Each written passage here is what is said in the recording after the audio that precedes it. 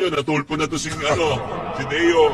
Grabe naman, oo. Ikwento mo naman ang iyong buhay. Dati, di ba? Siguro naman napanood yung viral videos ko noon sa news. Sa ilalim na ako ng tulay, nakatira.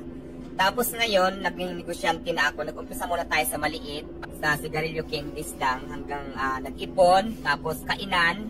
Hanggang sa naging Paris na po ngayon. Diwata Paris Overload na. Kilalang kilala na siya.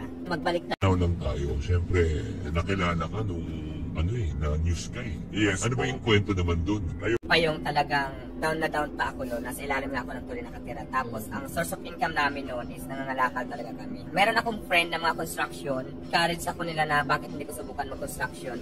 Mas kaya ko naman. So sinubukan ko. So nag-construction ako. Matagal din siguro mga 5 years. Nag-pandemic noon, di ba? Na-stop lahat ng trabaho namin kasi nga dahil sa pandemic. So doon ako nag-start magnegosyo. Doon ko nang-umpisan yung magtinda-tinda. Sinubukan ko magtinda muna ng mga sigarilyo, kape, mga merienda, mga ganon. Meron akong friend na magaling magluto, nag-suggest sa akin bakit hindi natin lagyan ng pagkain kung may pera ka naman pambiling kaldero, mga ganyan. Tapos pambili ng mga lulutuin para mag-canteen tayo. Siya nang bahala magluto, ako yung namuhunan. Doon ko natutunan yung pagnegosyo. Nag-start ako doon magnegosyo. Ano yung mga